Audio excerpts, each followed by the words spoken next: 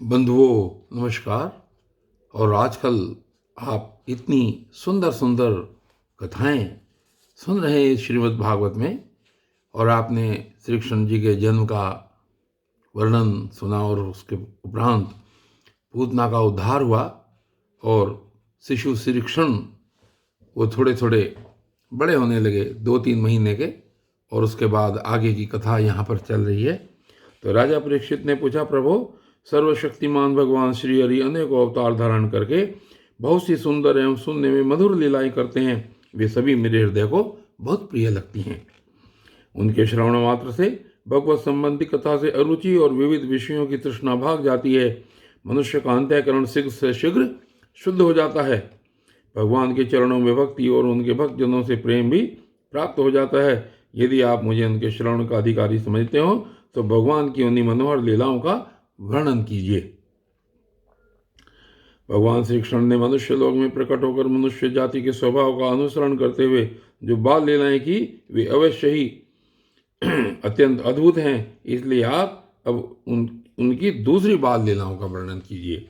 तो श्री सुखदेव जी कहते हैं, परीक्षित, एक बार भगवान श्री कृष्ण के कपट बदलने का अभिषेक उत्सव मनाया जा रहा था। तो यहाँ पर उस समय का वर्णन है जब भगवान श्री कृष्ण मात्र 3 महीने के थे। तो जो उनका तात्पर्य है, तीसरे महीने के जब नक्षत्र युग के काल से है। तो उस समय जो श्री कृष्ण की झांकी थी, जिस समय भगवान श्री कृष्ण 3 महीने के थे, तो उसका ऐसा वर्णन है कि स्नेह से तर गोपियों को आंख उठाकर देखते हैं और मुस्कुराते हैं, दोनों भुजाएं बार बार हिलाते हैं, बड़े मधुर स्वर से थोड़ा थोड़ा कूजते हैं, गोद में आने के लिए ललकते हैं, किसी वस्तु को पाकर उससे खेलने लग जाते हैं और न मिलने से क्रंदन करते हैं। कभी कभी दूध पीकर सो जाते हैं और फिर जागकर आनंदित करते हैं। आपने सुना होगा कि जिस समय शिशु बहुत छोटा होता है 2-3 महीने का, तो उस समय अपनी दोनों बाजुएं हिला हिला करके और कूजने की आवाज़ करता है। तो इस तरीके से भगवान श्री कृष्ण की झांकी यहाँ पर दिखाई गई। और श्री सुखदेव जी कहते हैं कि परीक्षित, एक बार भगवान श्री कृष्ण के करवट बदलने का अभिषेक उत्सव मनाया जा रहा था। उसी दिन उनका जन्म नक्षत्र भी था। घर में बहुत सी स्त्रियों की भीड़ लगी हुई थी, गाना बजाना हो रहा था। उन्हीं स्त्रियों के बीच में खड़ी हुई सती साध्वी यशोदा जी ने अपने पुत्र का अभिषेक किया। उस समय ब्राह्मण लोग मंत्र पढ़कर आशीर्वाद दे रहे थे।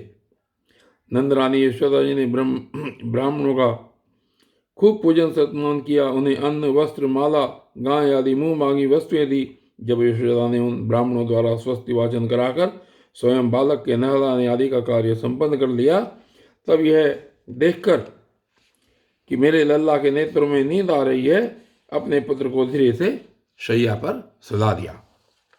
जैसे माँ अपने छोटे से बच्चे को सुला देती है जब देखती है कि भाई इसको नींद आ रही है, तो यशोदा जी ने श्री कृष्ण को उनकी सैया पर सुला दिया। थोड़ी देर में श्याम सुंदर की आंखें खुली तो वे स्तनपान के लिए रोने लगे। उस समय मनस्विनी यशोदा जी उस समय आए हुए ब्रजवासियों के स्वागत सत्कार में बहुत ही तन्मय हो रही थी, इसलिए उन्हें श्री कृष्ण का रोना सुनाई नहीं पड़ा। तब श्री कृष्ण रोते रोते अपने पांव उछालने लगे। शिशु श्री कृष्ण एक छकड़े के नीचे सोए हुए थे। उनके पांव अभी लाल लाल कोपलों के समान बड़े ही कोमल और नन्हे नन्हे से थे, परंतु वह नन्हा सा पांव लगते ही विशाल छकड़ा उलट गया। तो वो विशाल छकड़ा जो है, कल्पना करके देखिए कि एक छोटे से 3 महीने के बालक का पांव अगर उससे लग जाए तो वो पूरा का पूरा छकड़ा उलट जाए। तो अब यहाँ पर इसमें दी है कि वो छकड़ा क्या था वास्तव में। तो एक हिरण्याक्ष जो राक्षस था, उसका पुत्र था उत्कच। तो वो बहुत बलवान और मोटा तगड़ा था। तो एक बार यात्रा करते समय उसने लोमश ऋषि के आश्रम के वृक्षों को कुचल डाला। लोमश ऋषि ने क्रोध करके शाप दे दिया, अरे दुष्ट, जा तू देह रहित हो जा। और उसी समय सांप के केचुल के समान उसका शरीर गिरने लगा। वह धड़ाम से लोमश ऋषि के चरणों पर गिर पड़ा और प्रार्थना की, कृपा सिंधु, मुझ पर कृपा कीजिए, मुझे आपके प्रभाव का ज्ञान नहीं था, मेरा शरीर लौटा दीजिए। लोमश जी प्रसन्न हो गए। महात्माओं का शाप भी वर हो जाता है। देखिए कैसे कैसे कभी कभी महात्मा लोग अगर शाप भी दे दें तो वर कैसे बन जाता है? तो उन्होंने कहा कि वैवस्वत मनवंतर में श्री कृष्ण के चरण स्पर्श से तेरी मुक्ति हो जाएगी। वही असुर छकड़े में आकर के बैठ गया था और भगवान श्री कृष्ण के चरण स्पर्श से उसकी मुक्ति हो गई। तो कहते हैं कि उस छकड़े पर दूध, दही आदि अनेक रसों से भरी हुई मटकियां और दूसरे बर्तन रखे हुए थे। वे सब के सब फूट फाट गए और छकड़े के पहिए तथा धुरे अस्त व्यस्त हो गए। उनका जुआ फट गया। करवट बदलने के उत्सव में जितनी भी स्त्रियां आई हुई थी वे सब और यशोदा, रोहिणी, नंद बाबा और गोपगण इस विचित्र घटना को देखकर व्याकुल हो गए। वे आपस में कहने लगे, अरे यह क्या हो गया? यह झगड़ा अपने आप कैसे उलट गया? वे इसका कोई कारण निश्चित न कर सके। वहां खेलते हुए बालकों ने गोपों और गोपियों से कहा कि इस कृष्ण ने तो रोते रोते अपने पांव की ठोकर से ही इसे उलट दिया है। इसमें कोई संदेह नहीं, परंतु गोपों ने उसे बालकों की बात मानकर उस पर विश्वास नहीं किया। ठीक ही है, वे गोप उस बालक के अनंत बल को नहीं जानते थे। न यशोदा जी ने समझा कि यह किसी प्रकार किसी ग्रह आदि का उत्पात है। उन्होंने अपने रोते हुए लाडले लाल को गोद में लेकर ब्राह्मणों से वेद मंत्रों के द्वारा शांति पाठ कराया और फिर वे उसे स्तन पिलाने लगी। बलवान गोपों ने छकड़े को फिर सीधा कर दिया। उस पर पहले की तरह सारी सामग्री रख दी गई। ब्राह्मणों ने हवन किया और दही, अक्षत, कुश तथा जल के द्वारा भगवान और उस छकड़े की पूजा की। जो किसी के गुणों में दोष नहीं निकालते, झूठ नहीं बोलते, दंभ, ईर्ष्या और हिंसा नहीं करते तथा अभिमान से रहित हैं, उन सत्यशील ब्राह्मणों का आशीर्वाद कभी विफल नहीं होता। यह सोचकर नंद बाबा ने बालक को गोद में उठा लिया और ब्राह्मणों से साम, ऋक और यजुर्वेद के मंत्रों द्वारा संस्कृत एवं पवित्र औषधियों से युक्त जल से अभिषेक कराया।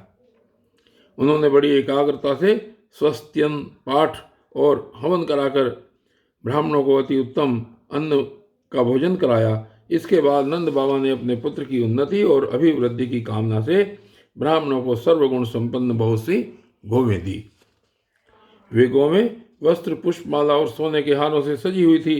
ब्राह्मणों ने उन्हें आशीर्वाद दिया। यह बात स्पष्ट है कि जो वेद वेता और सदाचारी ब्राह्मण होते हैं उनका आशीर्वाद कभी विफल नहीं होता। तो एक दिन की बात है, सती यशोदा जी अपने प्यारे लल्ला को गोद में लेकर ला रही थी। सहसा श्री कृष्ण चट्टान के समान भारी बन गए।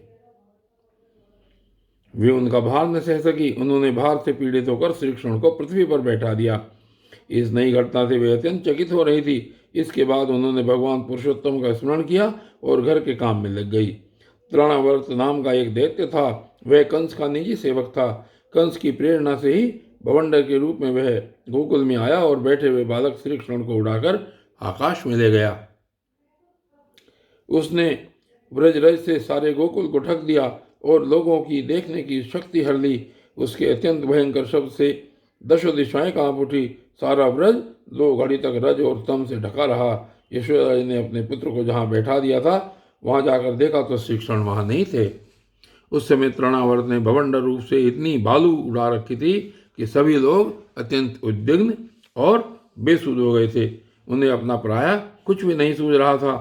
उस जोर की आंधी और धूल को की वर्षा में अपने पुत्र का पता न पाकर यशोदा को बड़ा शोक हुआ। वे अपने पुत्र की याद करके बहुत ही दीन हो गई और बछड़े के मर जाने पर गाय की जो दशा हो जाती है वही दशा उनकी हो गई।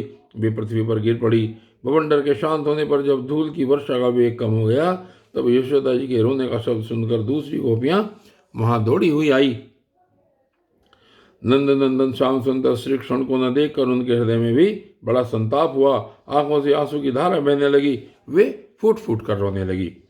इधर तृणावर्त भवंडर रूप से जब भगवान श्री कृष्ण को आकाश में उठा ले गया तब उनके भारी बोझ को न संभाल सकने के कारण उसका वेग शांत हो गया। वह अधिक चल न सका। तृणावर्त अपने से भी भारी होने के कारण श्री कृष्ण को नीलगिरी की चट्टान समझने लगा। उन्होंने उसका गला ऐसा पकड़ा कि वह उस अद्भुत शिशु को अपने से अलग नहीं कर सका।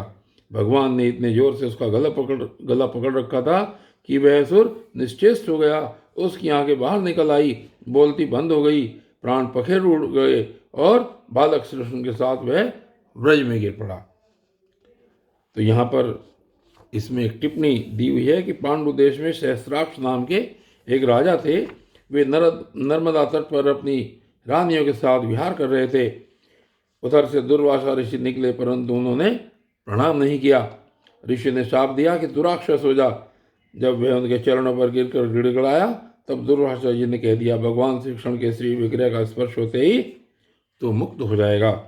वही राजा तृणावर्त होकर आया था और श्री कृष्ण का संस्पर्श प्राप्त करके मुक्त हो गया। तो इस प्रकार भगवान श्री कृष्ण के स्पर्श से राजा जो सहस्राक्ष थे वो मुक्त हो गए। और आगे कहते हैं कि जिस समय तृणाव्रत इस प्रकार गिरा तो वहाँ जो स्त्रियाँ इकट्ठी होकर रो रही थी, उन्होंने देखा कि यह विकराल दैत्य आकाश से एक चट्टान पर गिर पड़ा और उसका एक एक अंग चकनाचूर हो गया। ठीक वैसे ही जैसे भगवान शंकर के बाणों से आहत हो त्रिपुरासुर गिरकर चूर चूर हो गया था। भगवान श्री कृष्ण उसके वक्षस्थल पर लटक रहे थे। यह देखकर गोपियां विस्मित हो गई। उन्होंने झटपट वहां जाकर श्री कृष्ण को गोद में ले लिया और लाकर उन्हें माता को दे दिया। बालक मृत्यु के मुख से सकुशल लौट आया। यद्यपि उसे राक्षस आकाश में उठा ले गया था, फिर भी वह बच गया। इस प्रकार बालक श्री कृष्ण को फिर पाकर यशोदा आदि गोपियां तथा नंद आदि गोपों को अत्यंत आनंद हुआ। वे कहने लगे, अहो यह तो बड़े आश्चर्य की बात है। देखो तो सही है, कितनी अद्भुत घटना घट गई। यह बालक राक्षस के द्वारा मृत्यु के मुख में डाल दिया गया था, परंतु फिर जीता जागता आ गया और उस हिंसक दुष्ट को उसके पाप ही खा गए। सच है, साधु पुरुष अपनी समता से ही संपूर्ण भयों से बच जाता है। हमने ऐसा कौन सा तप, भगवान की पूजा, प्याऊ, पौसला, कुआं, बावली, बाग, बगीचे आदि पूर्त, यज्ञ, दान अथवा जीवों की भलाई की थी, जिसके फल से हमारा यह बालक मरकर भी अपने स्वजनों को सुखी करने के लिए फिर लौट आया है। अवश्य ही यह बड़े सौभाग्य की बात है। जब नंद बाबा ने देखा कि महावन में बहुत सी अद्भुत घटनाएं घटित हो रही हैं, तब आश्चर्यचकित होकर उन्होंने वसुदेव जी की बात का बार बार समर्थन किया। तो एक दिन की बात है कि यशोदा जी अपने प्यारे शिशु को अपने गोद में लेकर बड़े प्रेम से स्तनपान करा रही थी। वे वात्सल्य स्नेह से इस प्रकार सरोबार हो रही थी कि उनके स्तनों से अपने आप ही दूध झरता जा रहा था। जब वे प्राय दूध पी चुके और माता यशोदा उनके रुचिर मुस्कान से युक्त मुख को चूम रही थी, उसी समय श्री कृष्ण को जमाई आ गई और उनकी माता ने उनके मुख में ये देखा। अब यहाँ पर देखिए वो क्या देखते हैं कि जो स्नेहमयी जननी और स्नेह के सदा भूखे भगवान, उन्हें दूध पीने से तृप्ति ही नहीं होती थी। माँ के मन में शंका हुई कि कहीं अधिक पीने से अपच न हो जाए। प्रेम सर्वथा अनिष्ट की आशंका उत्पन्न करता है। श्री कृष्ण ने अपने मुख में विश्व रूप दिखाकर कहा, अरे मैया तू दूध में अरे मैया तेरा दूध मैं अकेले ही नहीं पीता हूँ, मेरे मुख में बैठकर संपूर्ण विश्व ही इसका पान कर रहा है। तो उन्होंने क्या देखा श्री कृष्ण जी के मुख में कि उसमें आकाश, अंतरिक्ष, ज्योतिर्मंडल, दिशाएं, सूर्य, चंद्रमा, अग्नि, वायु, समुद्र, द्वीप, पर्वत, नदियां, वन और समस्त चराचर प्राणी स्थित हैं। परीक्षित अपने पुत्र के मुंह में इस प्रकार से ऐसा सारा जगत देखकर मृग शावक नयनी यशोदा जी का शरीर कांप उठा। उन्होंने अपनी बड़ी बड़ी आंखें बंद कर ली। वे अत्यंत आश्चर्यचकित हो गई। और यहाँ पर बंधुओं फिर एक टिप्पणी दी है श्रीमद् भागवत में कि वात्सल्यमयी यशोदा माता अपने लाला के मुख में विश्व देखकर डर गई, परंतु वात्सल्य प्रेम रस भक्ति हृदय होने से उन्हें विश्वास नहीं हुआ। उन्होंने यह विचार किया कि यह विश्व का बखेड़ा लाला के मुंह में कहाँ से आया, हो न हो यह मेरी निगोड़ी आंखों की ही गड़बड़ी है। मानो इसी से उन्होंने अपने नेत्र बंद कर लिए। और बंधुओं, आज की इस वीडियो में सिर्फ इतना ही। आगे की वीडियो में क्या होता है, भगवान श्री कृष्ण की नामकरण के संस्कार और बाल लीला की कथाएं आगे चलेंगी। तब तक के लिए धन्यवाद।